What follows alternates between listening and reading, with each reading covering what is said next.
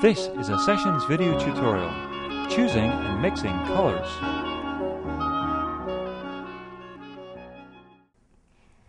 Choosing the right colors for your palette is a process. Let me help guide you to show you a few choices. Here is the palette that I normally use. You see, this is a black metal palette that closes up, and I like this palette because it keeps things in there. I can keep some brushes in there. I can keep my little bits of paper towel, my spare change. One of the reasons that it's nice to have this little messy bits to your palette sometimes is because sometimes you need just a little line of dark green to kind of put the trim on a tree, and you don't want to mix up so much color, or you might want like a real nice sort of ruddy red-brown, and there you just, boop, you can put a little tiny bit like that. So that's why I keep this palette sort of messy. But it's not a very good palette to show you how to lay out your colors because, as you can see, it's a little hard to identify what I have going on here. As you get to know colors well, you'll know just by the look of it, you'll be able to say, that's my cadmium red. But while you're still learning, you might like to have a systematic order to laying out your colors. I have lots of paints, as you can see, but you won't need so many. I like to have a lot of things, but there are certain colors that I always use a lot of. These are called watercolor blocks, and sometimes if you buy you can buy palettes that are put together and that fold up that have these pre-made little bricks of paint. Those are good for starter kits. They have quite a lot of colors and they're cheap, but I don't like working with them, and I think that if you are going to get really serious about watercolor, you should go ahead and just buy paints from the tube to begin with. I bought the bricks first when I first started painting watercolor, but then when I sold my first watercolor and realized I should take this seriously, I went out and bought the paints. The nice thing about watercolor paints as opposed to oil paints is watercolor paints, even if they're very expensive, they last for a while, whereas oil paints is very easy to go through quite fast. So I work primarily with Old Holland and Schminky watercolors. These are expensive. I love them. They're the best quality, but there's other brands that you might find. You can look on the website for details of some cheaper brands. So this is my cerulean blue. This is a very expensive pigment. A tube of this is about $60. Here I have an ultramarine blue. Ultramarine blue is also a wonderful blue. It's translucent like the cerulean, but is much deeper in color and has sort of almost a purple tone to it. I'm going to take a little water here and put it just a drop or two over here so you can see how these colors look when they're a bit dispersed. See, the cerulean gets like a real sort of pretty pale, nice color like that. And the ultramarine is like a more rich, sometimes it's called French ultramarine. And it does feel a little French, doesn't it? I don't know why, it just does.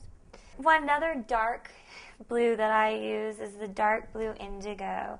I like indigo sometimes when I want like a inky sky.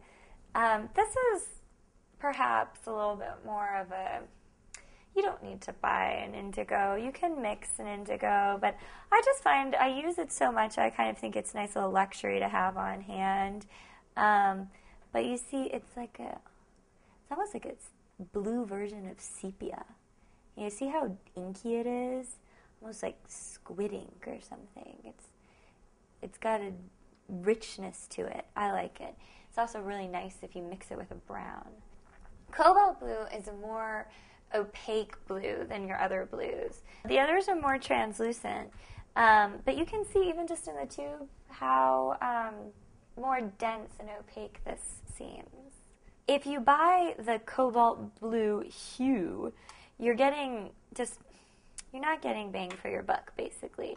You're getting kind of the fake version that doesn't have as much pigment saturation. So if you wonder why one cobalt is much cheaper than another cobalt, it's because it's not as good.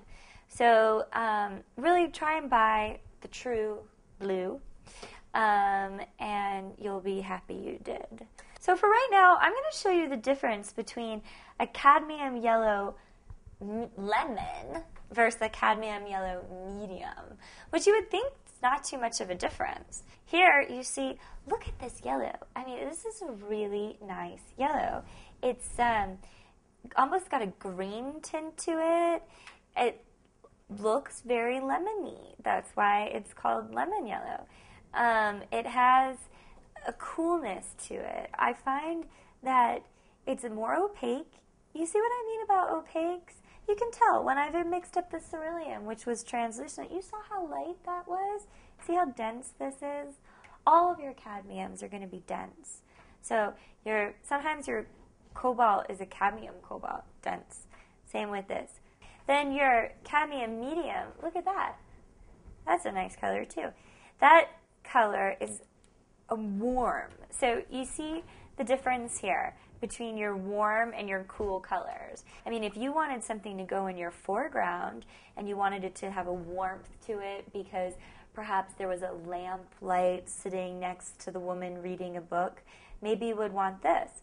Whereas if maybe she was in a fluorescent room and the lights were cool, and you would maybe want this. We have cadmium red here, which I thought I'd show you about since I showed you your cadmium yellows. Cadmium red is your true red. This one, if I take a little water, show you, really dense. See, it can you can thin it out a little bit. Do you see how it can thin? But it's also good for making like a solid wall of red color. So the other red, which isn't really a red, but it's alizarin and crimson, and it's a must-have color. I insist you buy it. This is a fabulous color. It's transparent. It's deeper. It's not like a red, but you mix beautiful pinks. It's wonderful for mixing with browns. Basically, you can mix this color with almost anything, and you'll be happy with its results. See how this is a transparent color. It has a really nice sort of blush tone to it of a rose. This is great for using in skin tones.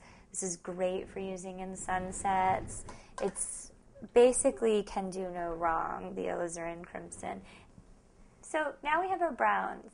Browns are definitely a good thing to buy. You would think maybe I could just mix them, but they're so handy and they're so inexpensive that they're really, really good to use. One that you use a lot is burnt sienna. It's a nice sort of ruddy clay brown that almost is sort of like a good mud color. It's good for skin tones. It's good for trees. It's good for leaves. Here you see when I mix it, it has the capacity to be a little transparent, but you can also make it go pretty opaque. All of these browns have burnt or raw. So burnt means that the pigment has literally been burned. And that, I like the burnt effects. So here you have burnt umber. This is a color that I always use a lot of. Again, like the alizarin crimson, it's cheap. You can mix it with a lot of colors, and it just looks beautiful. If you mix it with a little blue, you might get a smoky blue. Same with reds. It's just a lovely, lovely color. And I go through this paint faster than I can possibly imagine. So I buy the big tube of it. And you see here, it's just a real rich, sort of chocolatey brown. It's great to mix with your greens for leaf colors, which brings me to your greens. I think that it's always good to have sort of a viridian green.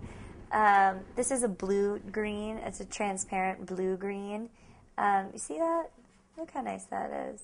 That's great. If I'm just going to do a little mixing here, I'm going to show you with the brown. Look at that nice mossy color that you get. That's great for like a trees and a evergreen. Let me show you your cadmium green. So you're getting used to your cadmiums. See, again, it's sort of like an opaque, thick color. It's feels maybe, like the edge of a leaf.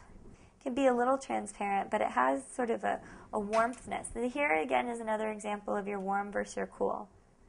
You see, that's really nice to have both of those. And here, as you look at all the colors together, you can identify which ones are warm and which ones are cool. And as you learn, you'll begin to find the uses for these more and more.